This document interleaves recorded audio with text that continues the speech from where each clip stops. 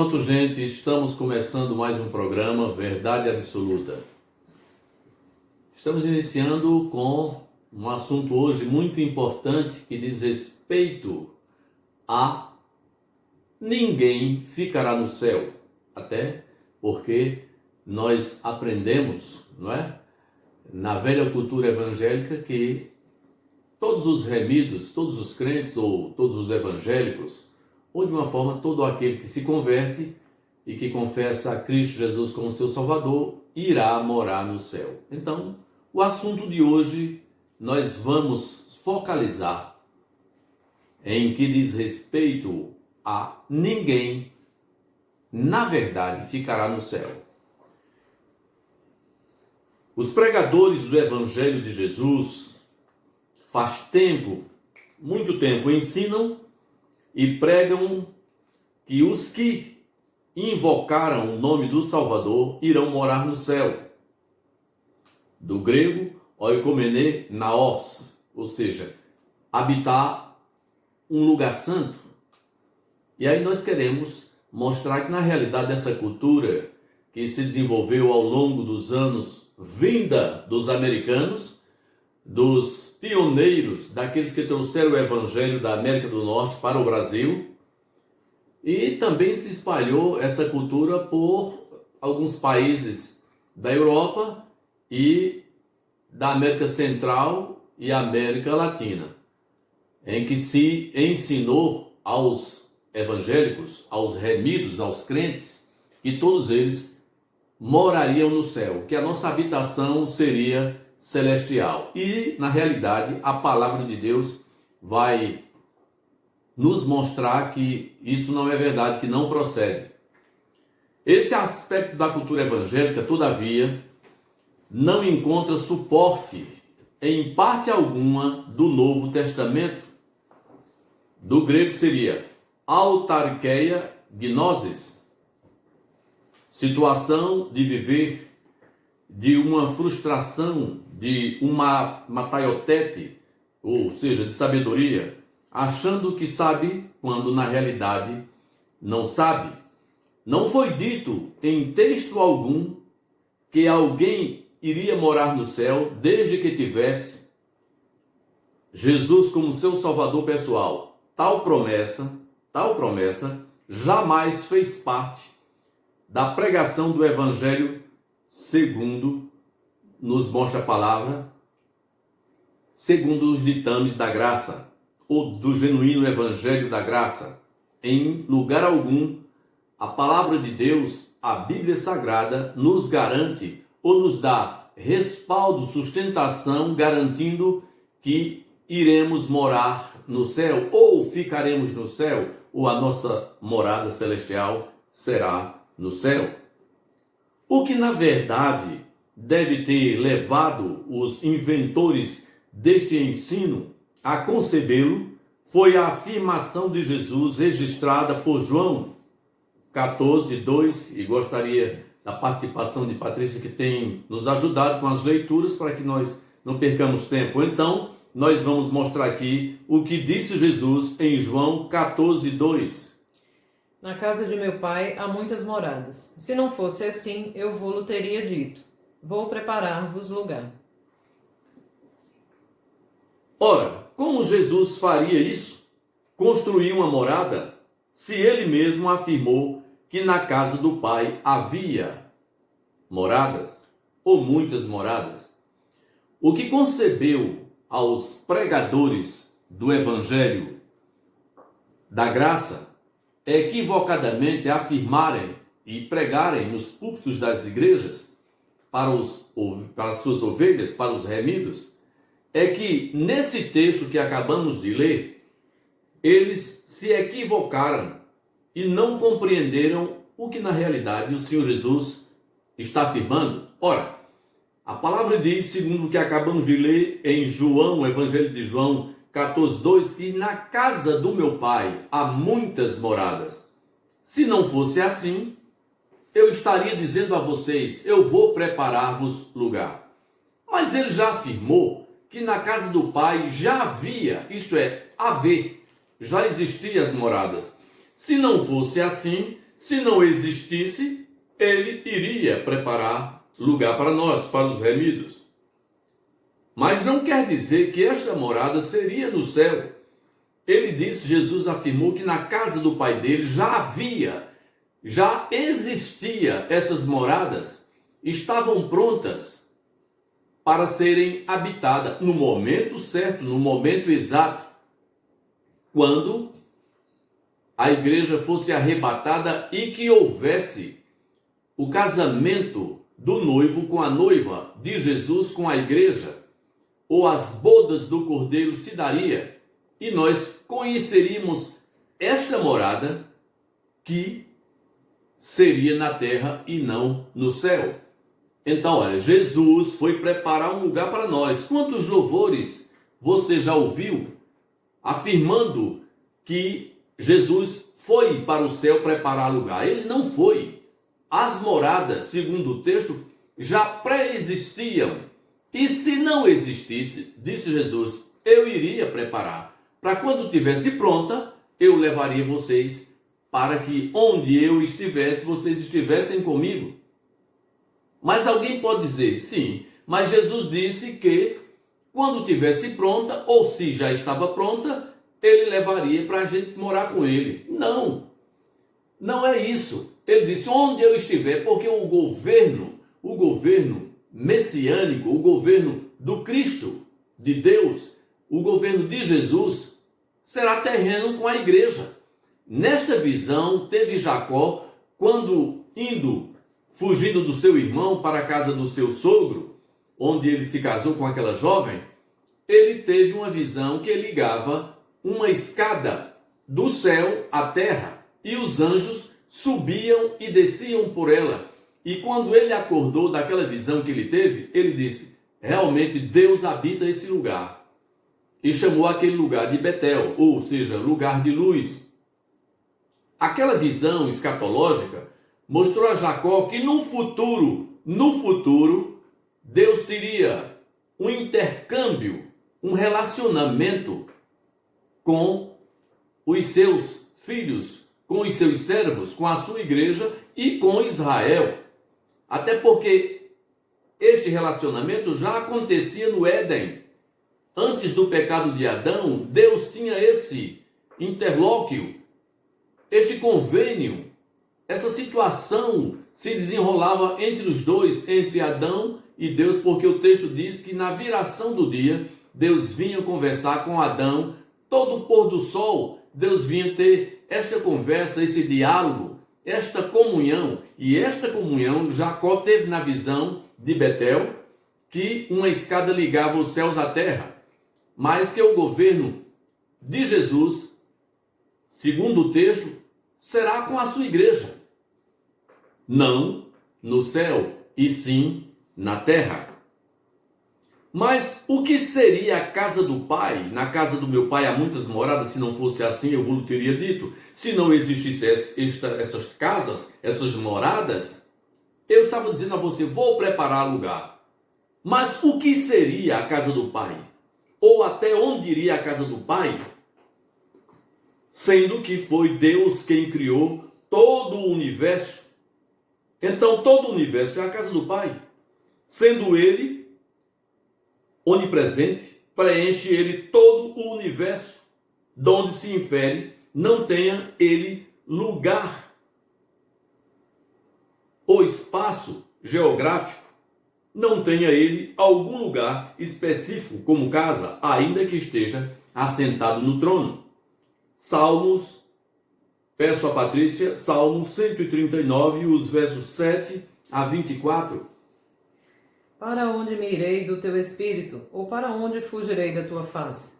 Se subir ao céu, lá tu estás. Se fizer no inferno a minha cama, eis que tu ali também estás. Se tomar as asas da alva, se habitar nas extremidades do mar, até ali a tua mão me guiará e a tua destra me susterá. Se disser, de certo que as trevas me encobrirão, então a noite será luz à roda de mim. Nem ainda as trevas me encobrem de ti, mas a noite resplandece como o dia. As trevas e a luz são para ti a mesma coisa. Pois possuíste os meus rins, cobriste-me no ventre da minha mãe. Eu te louvarei, porque de um modo assombroso e tão maravilhoso fui feito. Maravilhosas são as tuas obras, e a minha alma o sabe muito bem. Os meus ossos não te foram encobertos, quando no oculto fui feito, e entretecido nas profundezas da terra. Os teus olhos viram o meu corpo ainda informe, e no teu livro todas essas coisas foram escritas, as quais em continuação foram formadas, quando nem ainda uma delas havia. E quão preciosos me são, ó Deus, os teus pensamentos! Quão grandes são as somas deles! Se as contasse, seriam em maior número do que a areia. Quando acordo, ainda estou contigo. Ó Deus, tu matarás de certo o ímpio. Apartai-vos, portanto, de mim, homens de sangue, pois falam malvadamente contra ti, e os teus inimigos tomam teu nome em vão. Não odeio eu, ó Senhor, aqueles que te odeiam, e não me aflijo por causa de ti e dos que se levantam contra ti? Odeio-os como um ódio perfeito, tenho-os por inimigos. Sonda-me, ó Deus, e conhece o meu coração. Prova-me e conhece os meus pensamentos. E vê se há em mim algum caminho mau, e guia-me pelo caminho eterno. Nesse texto, o salmista expressou algo profundo, que quer dizer: para onde eu for, ele quis deixar bem claro, em outras palavras, mas bem claro para todos nós: para onde irei? Se eu tomo as asas da alva, tu lá estás. Se desço o mais profundo abismo, tu lá estás. Se desço às profundezas das águas, tu lá estás. Em suma, para onde eu for, ó Deus, ali tu estás. Então, onde seria a casa do Pai? Todo o universo? Especificamente, geograficamente? Não há um lugar, não há um trono, não há uma morada que seja simplesmente, tão somente a casa do Pai. Mas todo o cosmos, todo o universo é a casa do Pai. Então nós não podemos relacionar a nossa vida no sentido do nosso pensamento, já que nós vivemos numa contagem diferente da de Deus, ou numa esfera material, uma esfera terrena, que se assemelhe à de Deus. Deus ocupa todos os espaços e está em todo lugar, porque Ele é onisciente, onipresente, onipotente e onipresciente. Então Deus é tudo e está em todo lugar. Onde seria especificamente a casa do Pai? Eu acho muito interessante quando eu escuto alguns louvores e até mesmo algumas mensagens, pregações, que alguém garante aos remidos, aos crentes remidos, aos evangélicos ou aos protestantes, que eles irão morar no céu. Quem não conhece o louvor, ainda bem que eu vou morar no céu, ainda bem que eu vou morar com Deus, que na realidade não procede. Eu até acho que o bichinho do nosso irmão, o compositor, ele teve uma boa intenção, porém esse louvor não procede porque incute ou nos leva a uma situação que traz uma certa alegria exagerada de que nós um dia moraremos ou habitaremos as mansões celestiais do Pai. O paraíso não é o céu de Deus. E o céu de Deus, onde está o seu trono, seria no paraíso? Apocalipse 1:7. Eis que vem com as nuvens, e todo olho verá, até os mesmos que o traspassaram, e todas as tribos da terra se lamentarão sobre ele. Sim, amém. Vem com as nuvens do céu, e todo olho verá. Todo olho. Isso vai acontecer na Epifanéia, quando ele vier para os habitantes da terra. Isso não será no arrebatamento da igreja. A cidade dos vencedores, Apocalipse 3:12. A quem vencer, eu farei coluna no templo do meu Deus, e dele nunca sairá. E escreverei sobre ele o nome do meu Deus, e o nome da cidade do meu Deus, a nova Jerusalém que desce do céu, do meu Deus, e também o meu novo nome. Prestem bastante atenção aqui. Quantas pessoas se referem a esse texto de Apocalipse 3:12? Os vencedores. Aqui os vencedores não se refere nem a Israel e nem tampouco à igreja. Aqui se refere ao etnia de pessoas que vêm de todas as tribos, povos e nações, línguas diversas.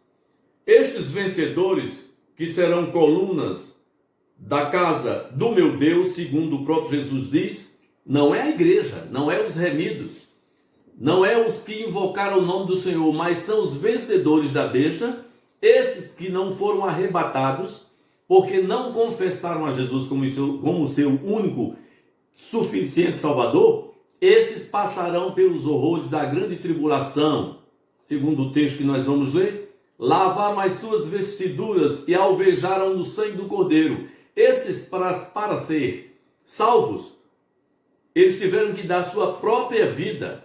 Eles vão ser mortos, mas antes de ser mortos, serão trucidados, serão torturados para passarem pela moenda, pelos horrores da grande tribulação. Esses são os vencedores. A eles é dado a primazia de estar no local onde se encontra o Pai, porque fizeram uma prova de fogo, coisa que a igreja, essa igreja atual, que é a igreja de Laodiceia, a nossa igreja dos últimos dias, não faz. Qual é o sofrimento que a igreja passa hoje? Quais são os horrores que a igreja de Laodiceia, essa igreja que, segundo o texto das cartas às 7 igrejas, ela é desgraçada e miserável, pobre, cega e nua. É uma igreja vaidosa, é uma igreja cheia de presunção, se achando que é poderosa, que é rica, suntuosa, que tem muitas condições financeiras. Esse texto que foi lido agora, de Apocalipse 3:12, não se refere à igreja, e sim aos vencedores da besta. Esses sim, esses galgarão o trono do Altíssimo e serão colunas do Deus Todo-Poderoso. A eles que venceram a besta e não a igreja, que nunca passou por nenhum problema, principalmente a igreja dos últimos séculos, né? Faço nova todas as coisas.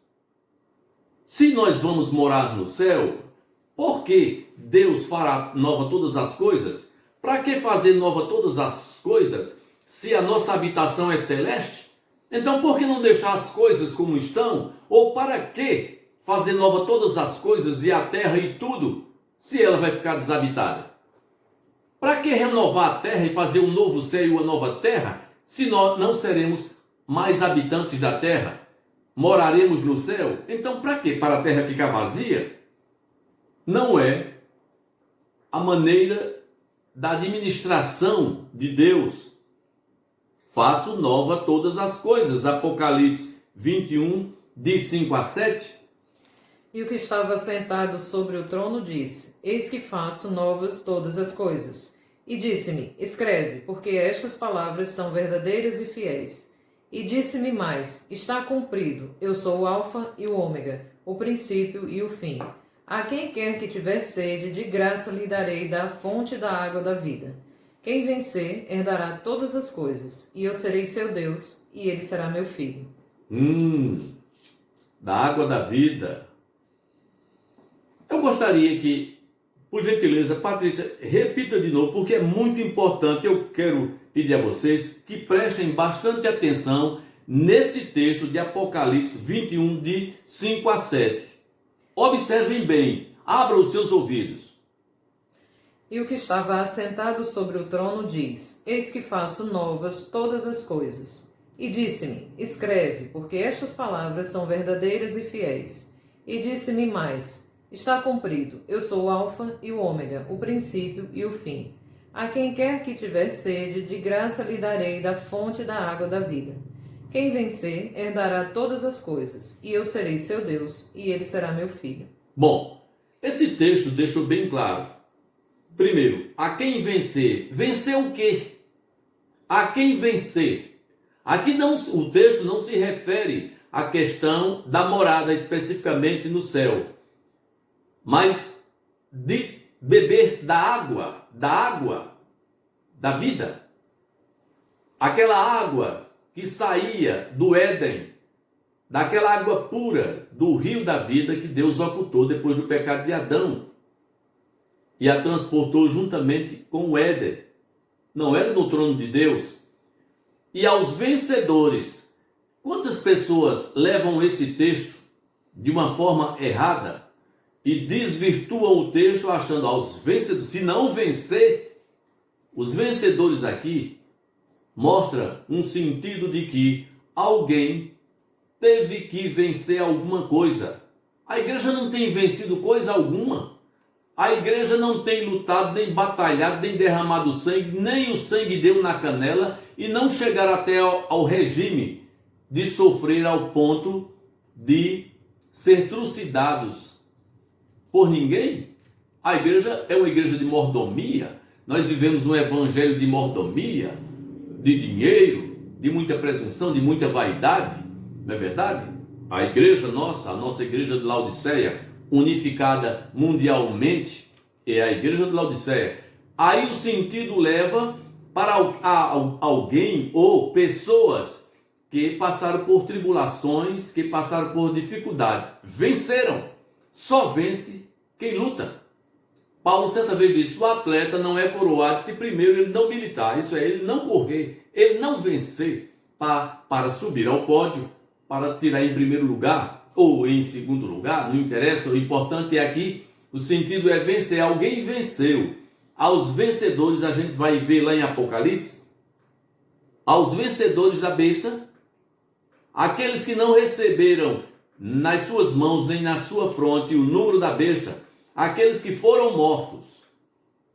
Esses são os vencedores de que esse texto se refere, que coaduna bem, que completa o texto há pouco citado de Apocalipse 3,12, aos que vão estar junto ao trono de Deus, porque deram as suas vidas, eles não se converteram, eles não creram na mensagem do Evangelho, a eles foi anunciado o Evangelho da graça e eles fizeram ouvido de mercador, até ouviram, mas deixaram para depois, e esse depois não aconteceu e eles não participarão do arrebatamento da igreja, mas vão compreender depois do arrebatamento da igreja que eles entraram num barco furado, e aí muitos desses crerão, mesmo depois da igreja ter sido arrebatada, crerão, mas não podem mais se converter pela palavra, porque o evangelho da graça se fechou. O Espírito Santo não atua mais no mundo, então terão que dar as suas vidas para que eles sejam salvos, para que os seus nomes sejam escritos no livro da vida do Cordeiro e pagarão com as suas próprias vidas, sofrerão. Jesus, ele diz no Evangelho segundo Mateus 24, que é uma profecia escatológica, se aqueles dias não fossem abreviados, simbolizando, isto é, dando a entender um parecer que na tribulação estas pessoas sofrerão muito. Ele diz, se aqueles dias não fossem abreviados, nenhuma carne se salvaria. Mas, por causa dos remidos, dos eleitos, que é Israel, aqueles dias foram abreviados. Dia semelhante àquele nunca houve desde que há mundo e jamais haverá. Então você já tem mais ou menos uma ideia como será terrível e horrendo o período da grande tribulação, em que a igreja não estará mais aqui. Mas muitas pessoas se converterão ao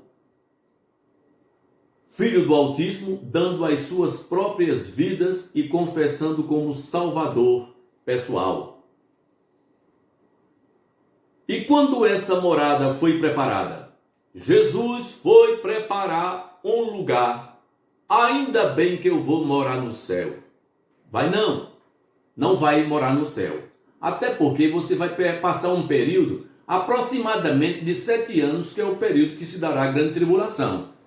Nesse período em que o mundo está aqui num caos total, a igreja estará, depois do arrebatamento, 7 anos com o Senhor no casamento, isto é, nas bodas do Cordeiro, onde Jesus disse, lá antes, dentro do local onde eles preparavam a Santa Ceia, a última ceia, e ele disse, não bebereis mais do fruto da vide, deste vinho, não beberei com vocês, até que um dia eu possa beber de novo no reino do meu Pai. Neste casamento, onde o anfitrião nos servirá cada um de nós. E ali será um período de 7 anos, enquanto, isso vai ser outro estudo que eu trarei lá na frente, sobre escatologia e sobre o arrebatamento da igreja. Este período de 7 anos é um período de bodas do Cordeiro, de festa, assim como um casamento no Oriente Médio levava alguns dias a festa do casamento, e essa festa se dará no paraíso, não é no céu.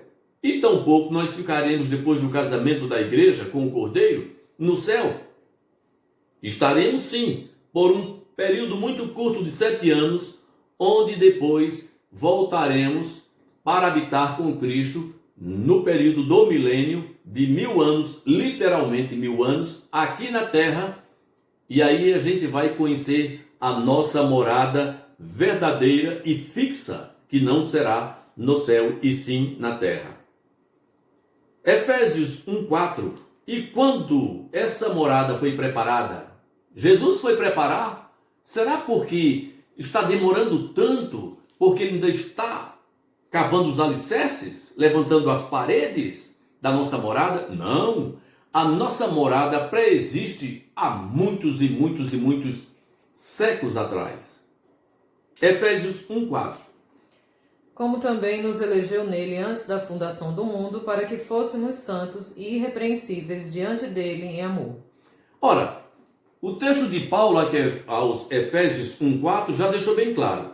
Nos elegeu, nos escolheu antes da fundação do mundo. O que quer dizer isso? Antes que o mundo existisse, Deus já tinha nos reservado, já havia nos escolhido, já tinha nos predestinado segundo o seu beneplácito, a sua vontade, no Filho. Ele já tinha os seus eleitos. Ora, se Deus já tinha conhecimento da quantidade de remidos, de eleitos, como não teria a morada?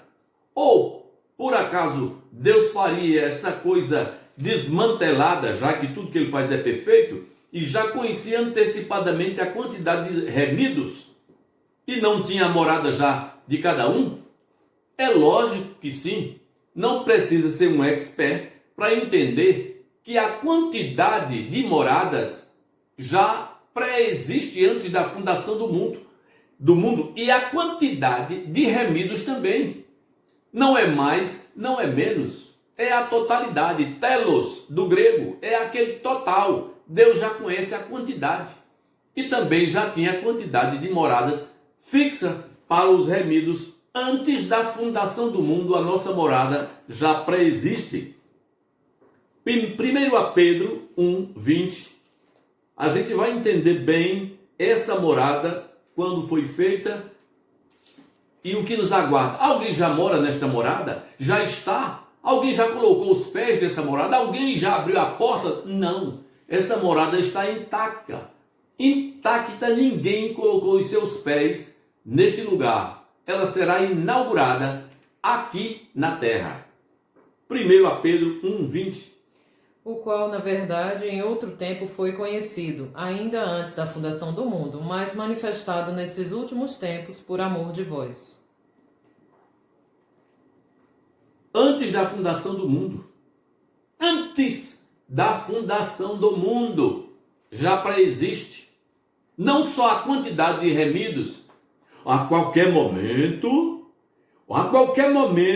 Deus pode arrebatar a sua igreja. Não é assim que funciona. Vindo a plenitude dos tempos, a plenitude, isso é, o tempo total, telos, do grego, o seu tempo total. Vendo o tempo correto, Deus enviou seu filho. Certa vez, lá nas bodas de Caná, o primeiro milagre que Jesus fez numa festa de casamento, a mãe dele, Maria, disse: meu filho, faltou vinho. E ele disse: mulher, ainda não é chegada a minha hora. Há tempo para todo o propósito debaixo do céu, segundo Eclesiastes. Deus trabalha dentro do tempo. Deus não trabalha no nosso tempo, no Cronos. Ele é atemporal. Ele não trabalha na nossa cronologia, nesse tempo especificado, mas trabalha num tempo bem diferenciado da gente. Um dia para Deus é como 1000 anos, e 1000 anos como um dia, e 1 milhão de anos como um ano, e um ano como 1 milhão de anos. Então Deus não trabalha na nossa cronologia material, e sim, Ele é atemporal. Hebreus 4:3.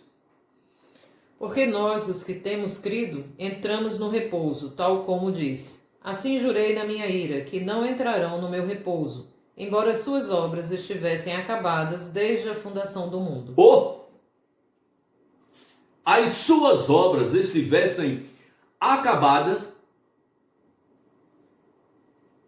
Pode referir? Desde a fundação do mundo. Desde a fundação do mundo, as suas obras. Ora, na casa do meu pai, ou na casa de meu pai, há muitas moradas. Jesus foi preparar um lugar. Não foi, não.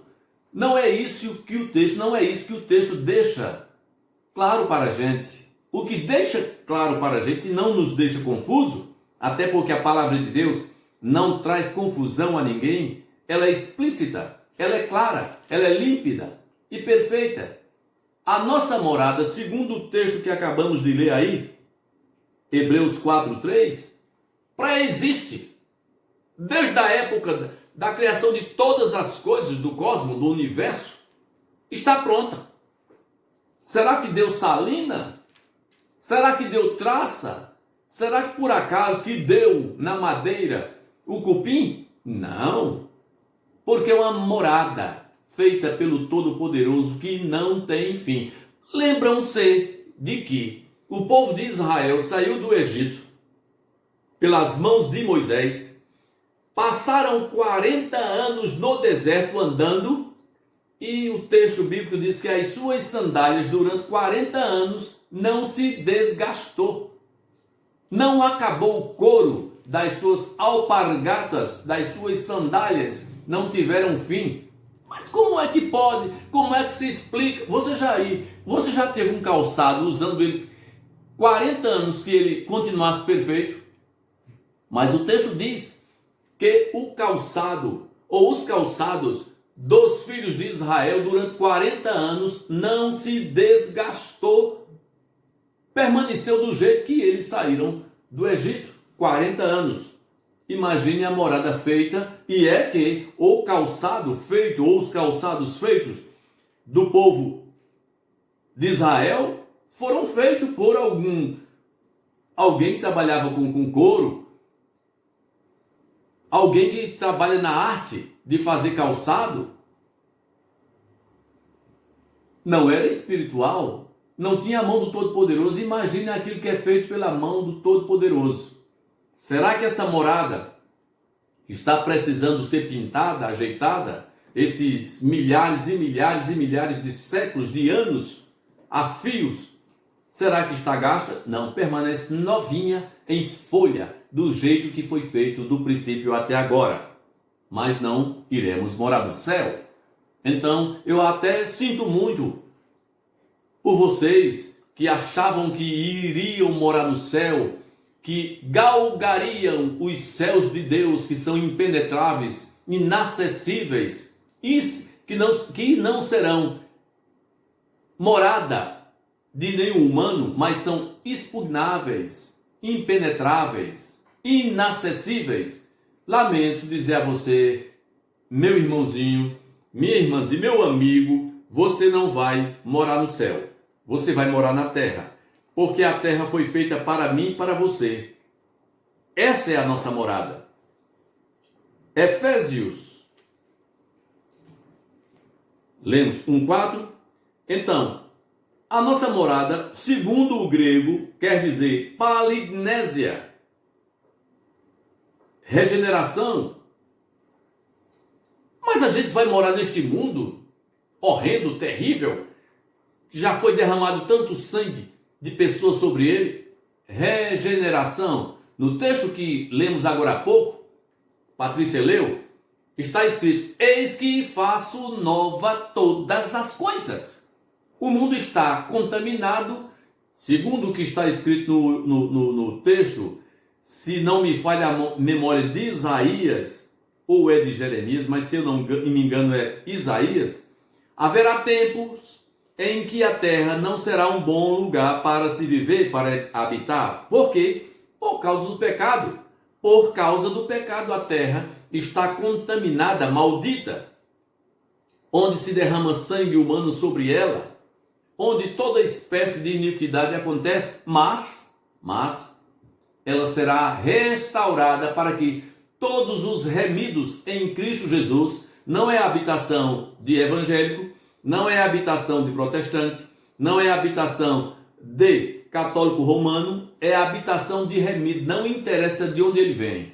O remido ele pode vir da Igreja Católica, pode vir de onde vier, de qualquer lugar, desde que ele confesse a Cristo Jesus como seu único e suficiente Salvador, que não mistifique as coisas, que não misture e que não dê a glória de Jesus, do Senhor Jesus, para mais ninguém, porque o único que foi à cruz, que sofreu e que derramou sangue, que pagou os nossos pecados, as nossas culpas, já que todos nós, o mundo inteiro estava destinado à perdição, ele nos salvou, nos regenerou, nos limpou e nos fez em seu sangue nova criatura.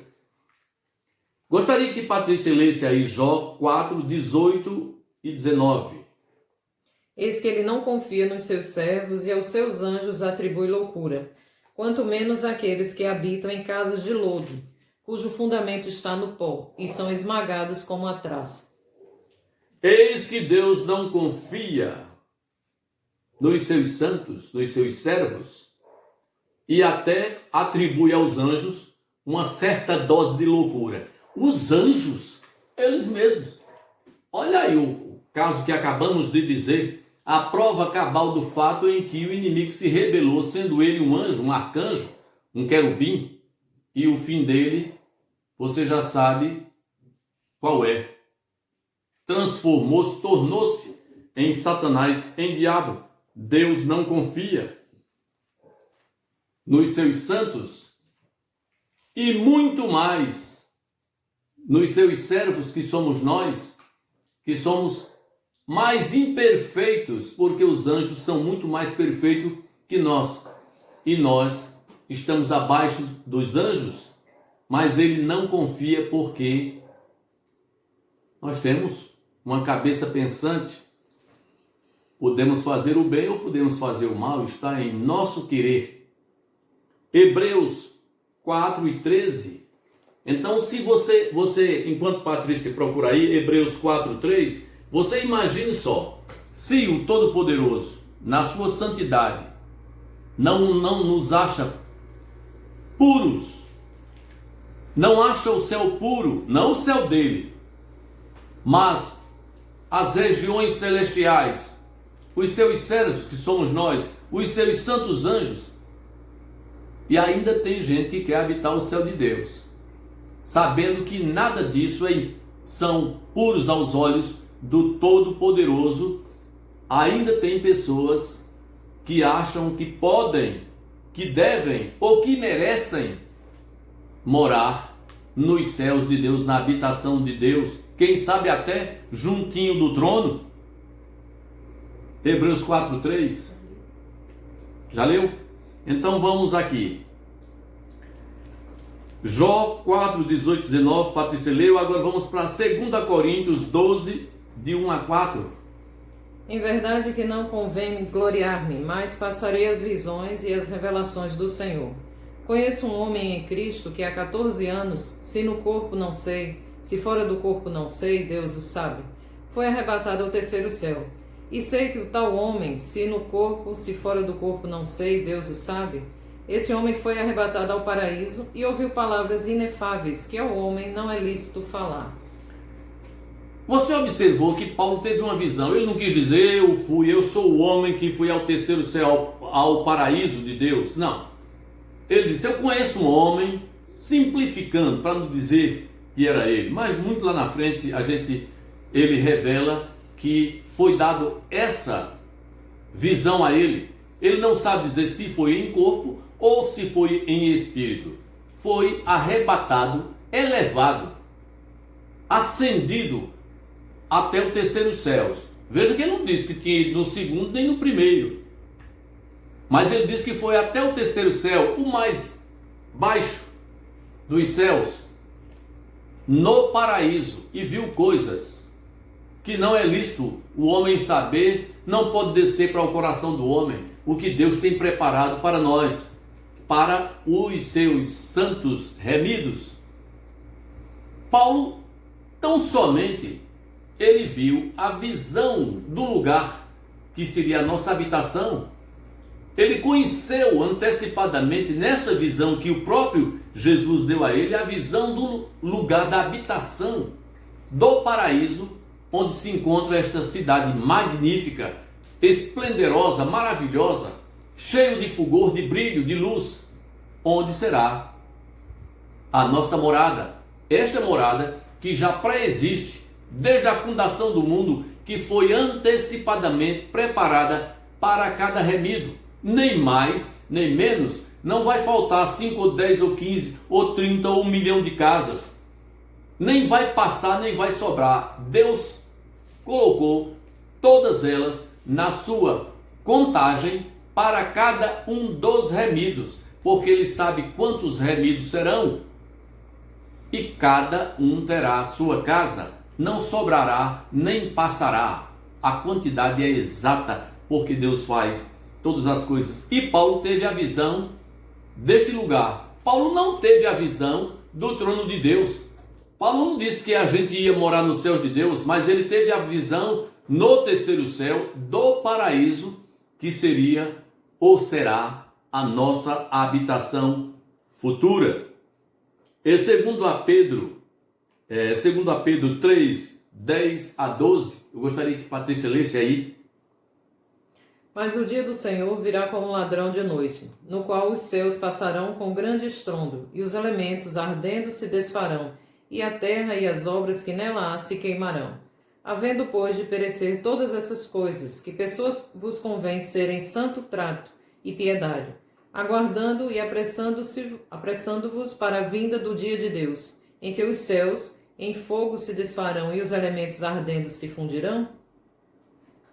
Entendeu? Faço nova todas as coisas. Mas por que os céus serão incendiados? Segundo o que nos acabou de ler o texto a Pedro, da epístola de Pedro. Por que os céus ardentes se desfarão? Porque são contaminados. O texto que acabamos de ler anteriormente, aos olhos do Todo-Poderoso, até este céu, do nosso alcance, ou muito mais além, não são puros aos seus olhos. E nem tampouco ele confia nos seus servos e atribui loucura aos próprios anjos, que aos nossos olhos parecem perfeitos e puros, mas aos olhos de Deus não. Então essa visão de Paulo, que foi ao terceiro céu, e essa de Pedro, que diz que a terra e os seus elementos ardendo se desfarão, se fundirão, quer dizer, em outras palavras, elas serão refeitas, serão incendiadas para que Deus possa queimar todo o pecado que nela há. Não será um fogo qualquer, mas um fogo espiritual vindo da parte de Deus, que incendiará não só os céus, não a habitação de Deus, mas onde está contaminado e onde está as hostes do maligno, e a terra será queimada. E eis que faço nova todas as coisas. Tudo será novo.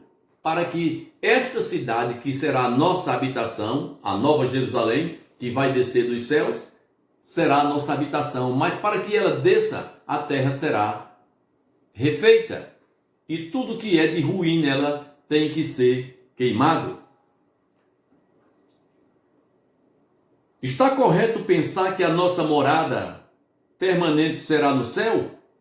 Claro que não. Se você pensou até hoje assim, desfaça o seu pensamento e assente no seu coração que a sua morada será aqui na terra, será na Nova Jerusalém. Palignésia, do grego, quer dizer restauração. Essa palignésia será o que Deus fará, segundo Pedro disse, queimar todas as coisas e fazer novas todas elas. A palavra do grego oikomené, casa, habitar, isto é terreno não espiritual. Oikomené do grego quer dizer casa, habitar, nos esclarece que a nossa morada será material e não espiritual, será uma morada. Como hoje nós moramos aqui na terra em casas, será a nossa morada, morada material.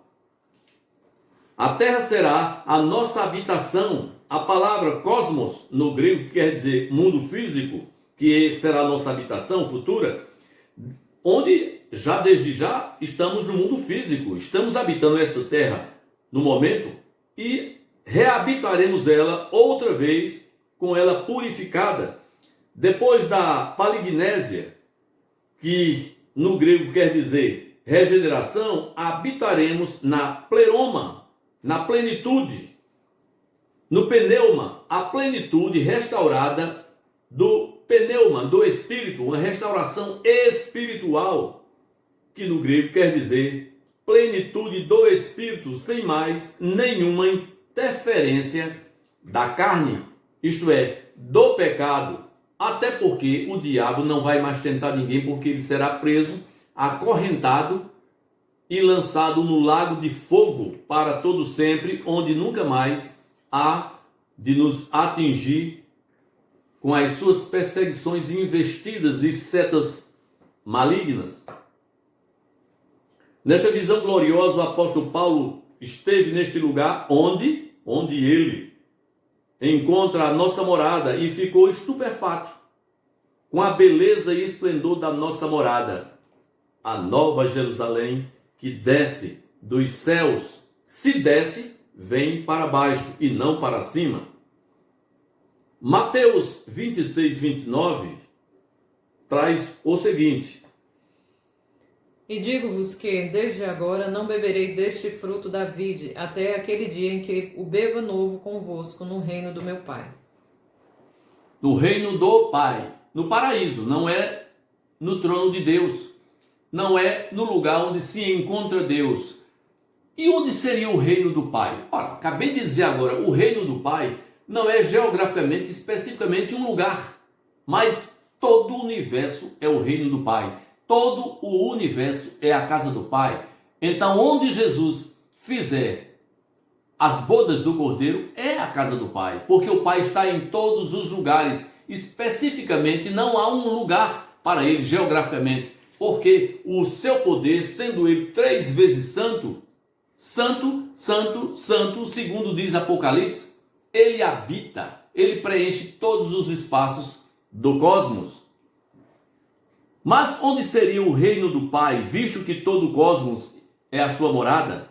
Todavia, Paulo nos fala afirmando que esteve no terceiro céu, que não é geograficamente a casa de Deus, porém, ele está em todo lugar. E em todo lugar é a casa do Pai.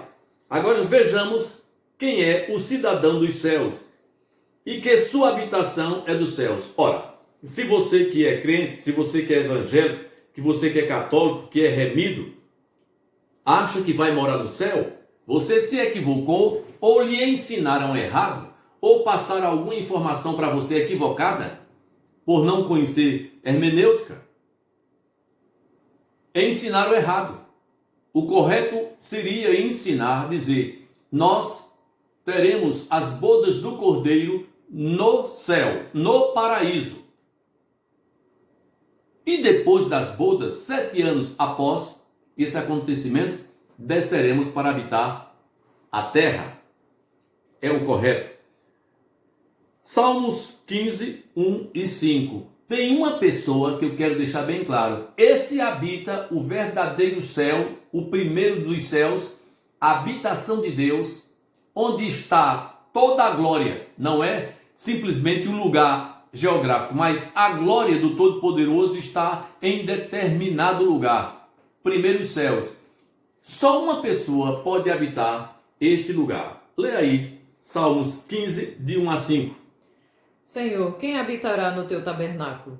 Quem morará no teu santo monte? Aquele que anda sinceramente e pratica justiça e fala a verdade no seu coração.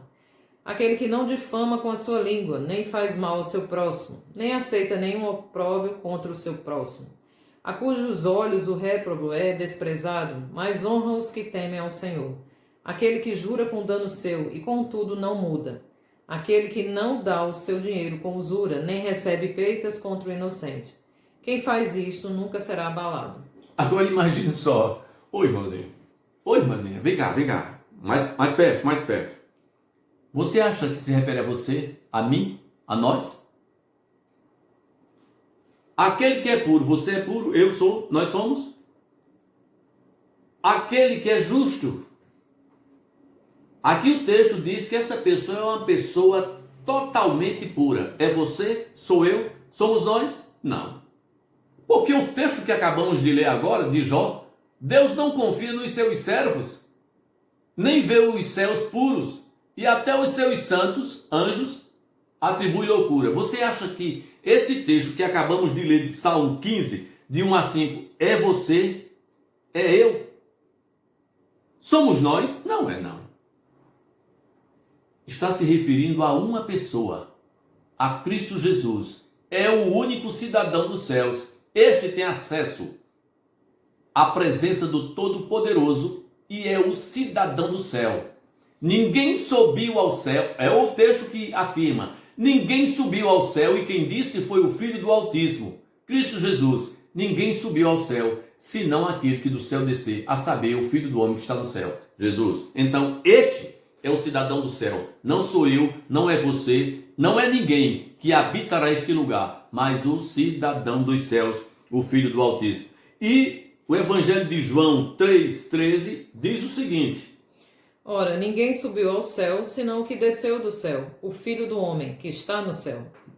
Este é o cidadão dos céus, segundo o que Salmo diz. Este cidadão é o homem que pode ter acesso à presença do Todo-Poderoso. E o texto bíblico diz, ele está sentado, segundo o Apocalipse, à destra, à direita do Todo-Poderoso, onde intercede pelos os seus por nós. E 1 Timóteo 6,16 diz o seguinte: Aquele que tem, ele só, a imortalidade, e habita na luz inacessível, a quem nenhum dos homens viu, nem pode ver, ao qual seja honra e poder sempre eterno. Amém. Aquele que habita na luz inacessível, e você está querendo ir para o céu? Você pensa que vai para o céu? Lhe ensinaram, ou lhes ensinaram, que você iria habitar os céus? Aquele que habita na luz inacessível, que não tem acesso, que homem nenhum viu e jamais verá. Você quer ir para o céu? Vai não. Os seus céus é aqui na terra. Até porque eu gosto muito de um hino presbiteriano. Oh, que hino maravilhoso! Com Cristo aqui é céu para mim. Os céus já começam em nós aqui na terra, porque nós temos o Santo Espírito de Deus em nós, no nosso homem interior. Então os céus para nós começam aqui. Com Cristo aqui em nossa vida já é um céu para nós. E 1 João 4,12 está escrito: Ninguém jamais viu a Deus. Se nos amamos uns aos outros, Deus está em nós, e em nós é perfeito o seu amor. Ninguém jamais viu a Deus. E você quer ir morar no... ainda bem que eu vou morar no céu, ainda bem que eu vou morar com Deus. Vai não. Você vai morar com Jesus, mas com Deus não. Sabeis por quê? Porque Jesus tem um corpo, tem uma matéria palpável. e Deus é espírito. E importa aqueles que adoram a Deus, o adorem em espírito e em verdade. Jesus tem um corpo. Ele disse a Tomé: vem, Tomé, bota a mão aqui. Olha, Tomé, eu não sou espírito, eu tenho uma matéria, Tomé, toca aqui. Mas, Tomé, porque você viu e creu, bem-aventurado aqueles que não viram e creram. Eu tenho uma matéria e comeu com eles.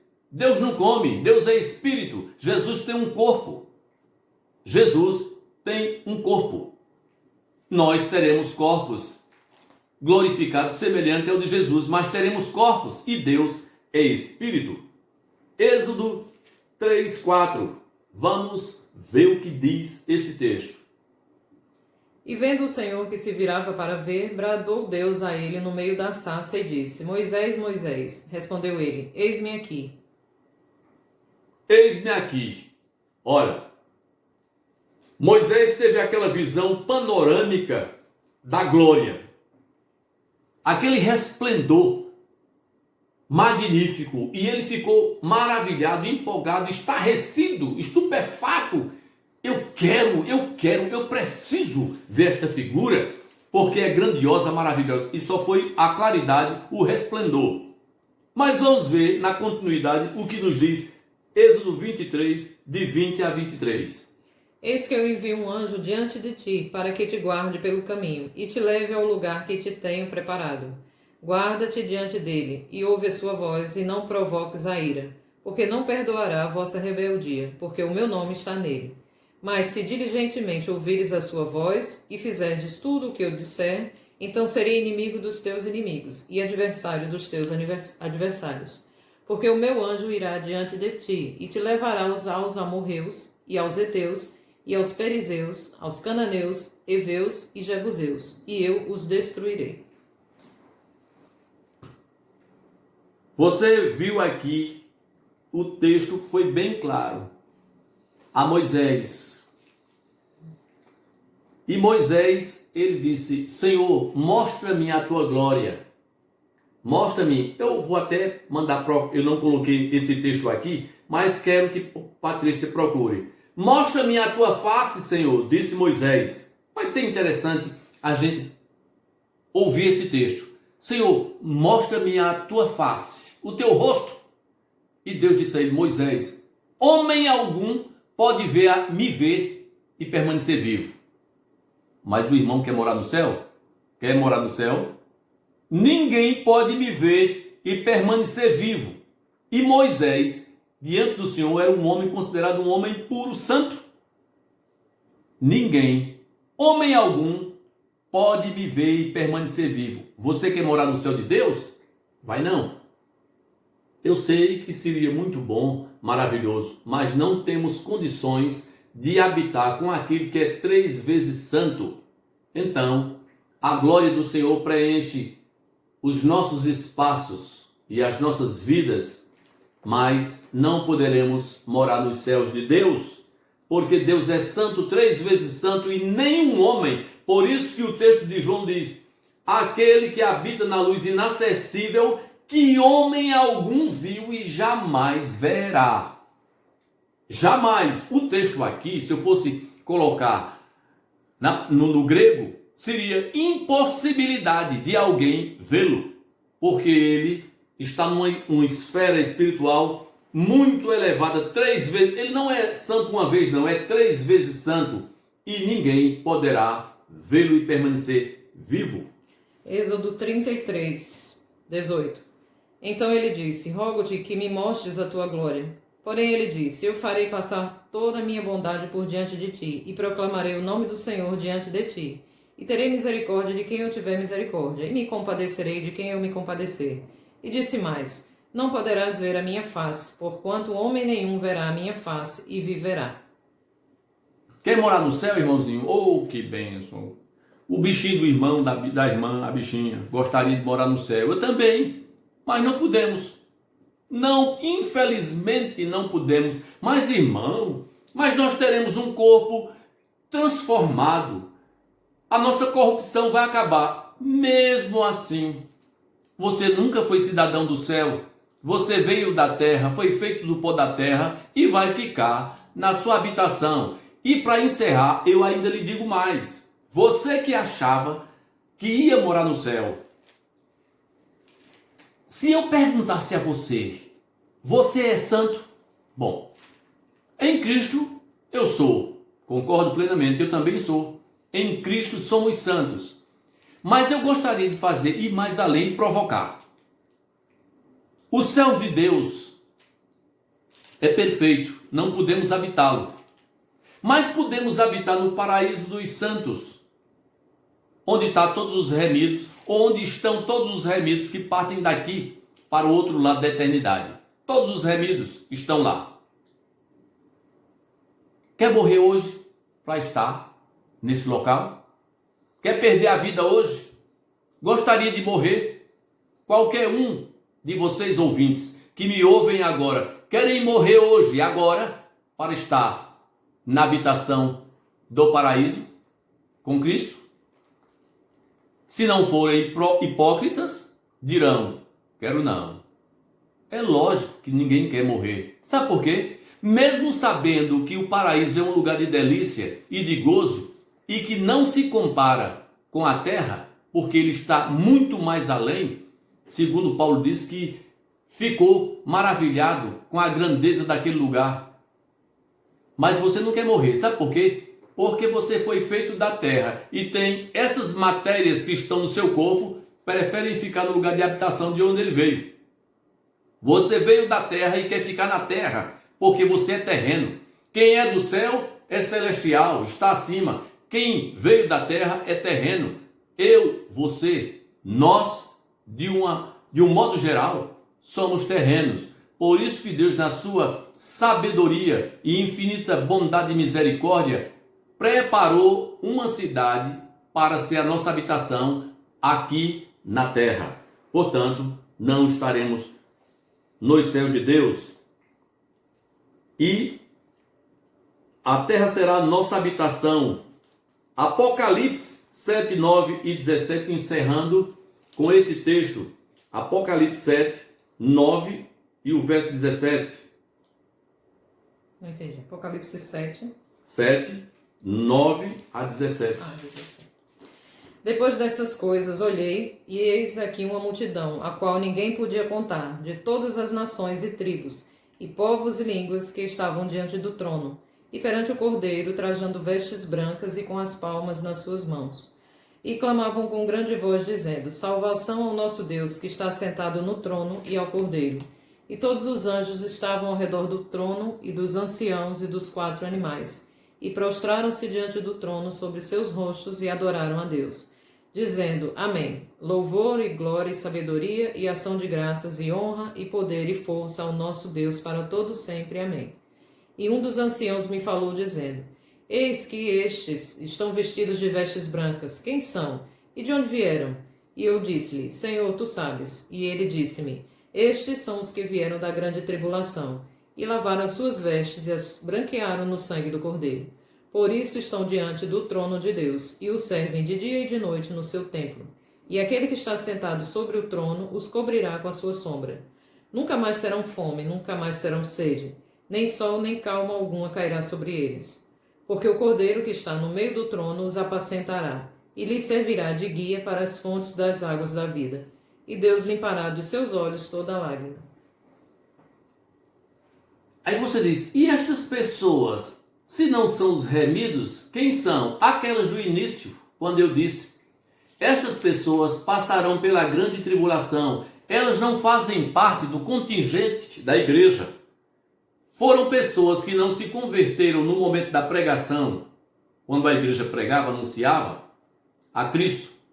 Depois que a igreja foi arrebatada, elas ficaram e perceberam a grande loucura que fizeram em não ter aceitado a Jesus como Salvador. Se arrependeram tarde demais, mas agora a elas é dado uma punição.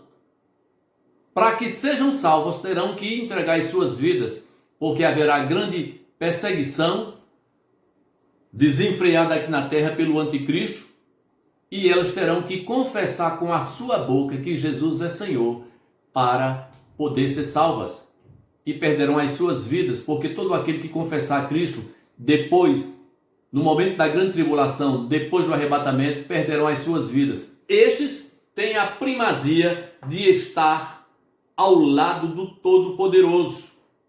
Em que esfera a Bíblia não deixa claro, mas nos diz que é no trono. É grande primazia, porque sofrerão coisas horrendas que a igreja nunca sofreu. Mas eu gostaria que Patrícia, para encerrar com esse texto que eu não coloquei aqui, deveria ter colocado, mas me veio agora à mente a visão da Nova Jerusalém. Aí o texto vai nos mostrar que a Nova Jerusalém que desce dos céus, esta visão que Paulo teve, quando ele foi ao terceiro céu, ao paraíso, nos mostra que esta cidade já pré-existe desde a fundação do mundo e que descerá dos céus, do paraíso e se situará aqui na terra, onde será a habitação de todos os remidos pelo sangue do Cordeiro. Apocalipse 21, 9. E veio a mim um dos 7 anjos que tinham as 7 taças das últimas 7 pragas e falou comigo dizendo: Vem mostrar-te a esposa, a mulher do Cordeiro. E levou-me em espírito a um grande e alto monte, e mostrou-me a grande cidade, a Santa Jerusalém, que de Deus descia do céu. E tinha a glória de Deus, e a sua luz era semelhante a uma pedra preciosíssima, como a pedra de jaspe, como um cristal resplandecente. A grande cidade que descia de Deus só desce o que está em cima. Essa cidade será a habitação de todos os crentes remidos pelo sangue do Cordeiro. E a cidade não necessita de sol nem de lua para que nela resplandeça, porque a glória de Deus a tem iluminado, e o Cordeiro é a sua lâmpada. E as nações dos salvos andarão à sua luz, e os reis da terra trarão para ela a sua glória e honra.